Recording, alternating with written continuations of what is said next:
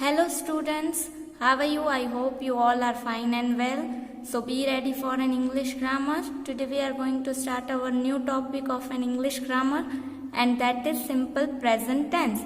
First of all, we see the definition or use of the simple present tense. So I will explain it, so listen it carefully. We use the simple present tense to express the idea that an action is repeated or usual. अब simple present tense कब use होता है? तो जब हम किसी idea और action को एक्सप्रेस करते हैं जो रिपीटेड होती है या यूजुअली हमारी लाइफ में बनती है. ठीक है. The second point is this action can be a habit, a daily event, a hobby और समथिंग दैट ऑफन हैपन्स. अब ये एक्शन क्या है? हैबिट भी हो सकती है, कोई डेली इवेंट हो सकती है, हॉबी हो सकती है, या जो कई बार हमारी लाइफ में बन रही है. We also use it for things that are true in general. We use it when we talk about the facts. अब हम ये कब यूज करते हैं? जब कोई सच्ची बात बता रहे हैं या यूनिवर्सल फैक्ट्स हम जब बता रहे हैं तब हम ये ये सिंपल प्रेजेंट टेंस का यूज करते हैं. अब हम देखते हैं कि when do we use the simple present tense.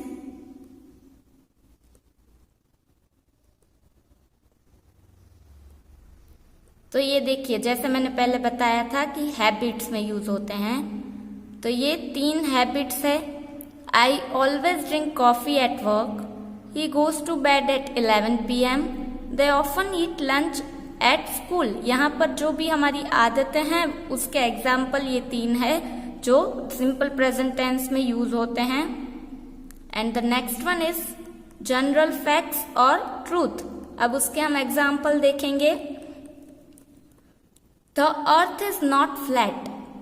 The sun rises in the east. Water boils at 100 degrees Celsius.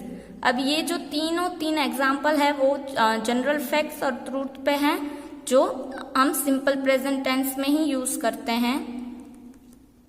What is next? True in the present. अभी जो भी सच्चाई है वो, जैसे कि I live in Washington DC. जैसे आप यहाँ पर अपना कोई भी सिटी विलेज वो भी डाल सकते हैं. She is 16 years old. He works at Microsoft. ये जो है वो हमारी अब आज की लाइफ जो हम प्रेजेंट करना चाहते हैं तब हम ये सिंपल प्रेजेंट टेंस यूज करते हैं. अब हम आगे बढ़ते हैं. सिंपल प्रेजेंट टेंस हमने डेफिनेशन में देखा कि ये कब कब यूज होते हैं. तो हैबिचुअल एक्शन है, फैक्ट्स है, जनरल ट्रूथ, डेली एक्टिविटीज, ये चारों चीजें डेफिनेशन में बहुत इंपॉर्टेंट है. इससे हम कोई भी सिंपल प्रेजेंट टेंस की डेफिनेशन बना सकते हैं. अब ये पैटर्न है तो क्या होगा? सब्जेक्ट प्लस V1, और V1 के पीछे कई वर्ब में S और ES लगता है, वो मैं आपको आगे एक्सप्लेन करती हूँ. और आएगा ऑब्जेक्ट. ये प्लस यानी पॉजिटिव सेंटेंस के लिए, ये नेगेटिव सेंटेंस में क्या आएगा? सब्जेक्ट प्लस डू नॉट और does not plus V1 plus object. और अगर प्रश्न वाक्य है तो इसमें क्या आएगा? डू और डज पहले आ जाएगा. जैसे कि इसमें कैसे सब्जेक्ट प्लस डू नॉट और डज नॉट था, तो यहाँ पर डू और डज पहले आएगा, फिर सब्जेक्ट प्लस V1 और ऑब्जेक्ट. ठीक है. आप इसका स्क्रीनशॉट लेकर आप अपने नोट में लिख देना. डू कौन से सब्जेक्ट में आता है? तो आई, यू, वी, दे. हम ये जब प्रोनाउंस यूज करते हैं तब डू आएगा. और डस कब आएगा? शी, ही और इट में. ठीक है. पॉजिटिव फॉर्म और नेगेटिव फॉर्म. अब हम पहले पॉजिटिव फॉर्म देखेंगे. सब्जेक्ट प्लस V1 SES और IES कब लगता है? तो ही, शी और इट होता है तो पीछे SES या IES लगता है. और जब I, you, we, they ये सब होते हैं तो पीछे जो V1 है उसमें कोई चेंज नहीं होता. यहाँ पर एग्जाम्पल है, देखिए, आई लाइक इट. यहाँ पर आई क्या है? यहाँ पर है, तो यहाँ आई, यू, वी, यू, दे, उसमें कभी भी जो भी वर्ब है वो चेंज नहीं होगा. तो ये यहाँ इसका एग्जाम्पल है. और शी लाइक्स इट. अब यहाँ पर ही, शी, इट में पीछे वर्ब के पीछे SES और IES लगता है, तो यहाँ पर सी है तो यहाँ पर क्या हुआ, शी लाइक्स इट। अब हम नेगेटिव फॉर्म देखते हैं, सब्जेक्ट प्लस डज और डू नॉट प्लस V1। तो अब ही शी इट में क्या आएगा, डज, तो यहाँ पर डज नॉट हो जाएगा, हम इसे डजंट भी कहते हैं, प्लस V1। ठीक है, अब उसमें V1 V2 V1 ही आएगा, सिंपल प्रेजेंट टेंस है तो, पर उसमें जो वर्ब के पीछे एस ES है वो कुछ भी ऐड नहीं होगा। I U V थे, उसमें क्या आता है, डू, तो जब हम नेगेटिव फॉर्म बनाते हैं तो आ जाएगा डू नॉट, उससे डोंट भी कहते हैं। ठीक है, प्लस V1। अब यहाँ पर एग्जाम्पल दिए गए हैं, I do not, I don't like it.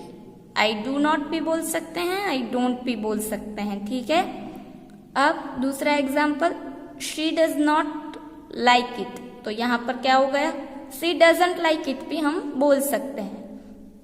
अब क्वेश्चन फॉर्म का फॉर्मूला क्या है, तो डू और does plus subject plus V1। I hope you getting it. आगे बढ़ते हैं। अब आपको मैं बताती हूँ SES और IES या कुछ भी जो फॉर्म्स के पीछे लगते हैं वो कब यूज होते हैं। तो add S for most verbs, ज्यादातर जो भी वर्ब्स होते हैं उसमें S ही लगता है। और जब ES कब लगता है, अब हम ये देखते हैं, add ES for words that end in CH, S, SH, X और Z। ये जो भी पांच वर्ड्स हैं उसके देखिए, जैसे कि वॉच है तो वॉच में पीछे क्या आएगा, CH, तो यहाँ पर CH के पीछे क्या आएगा, ES। ठीक है, अब जैसे कि पीछे S होता है कोई भी स्पेलिंग में, तो यहाँ पर पास में पीछे S है तो यहाँ पर भी ES लगेगा। फिर X है जैसे कि रिलैक्स, तो उसके पीछे भी ES लगेगा। रश यहाँ पर भी दिया गया है, SH होता है तो ES लगेगा। ठीक है, CH, S, SH, X और Z, ये जब भी कोई वर्ड के पीछे होते हैं तो उसके पीछे हम ES लगाते हैं। ठीक है, and the last one is if the verbs and with in consonant plus Y। अब देखिए यहाँ पर जो D है वो कॉन्सोनेंट है, वो वॉवल नहीं है, तो उसके पीछे Y है तो हम उसको Y हटाकर I लगा देंगे और पीछे ES लगा देंगे। देखिए यहाँ पर भी कहा गया है consonant plus Y, change the Y into I and add ES। अब यहाँ पर स्टडी में जैसे कि Y है तो हमें Y को हटाकर I लगाना है और पीछे ES लगा देना है। ठीक है, अब हमने इसकी डेफिनेशन, पैटर्न, यूज देखा। नए वीडियो में मिलेंगे तब हम उसकी एक्सरसाइज देखेंगे। तब तक आप प्लीज ये अपनी नोट में नोट डाउन कर लीजिएगा।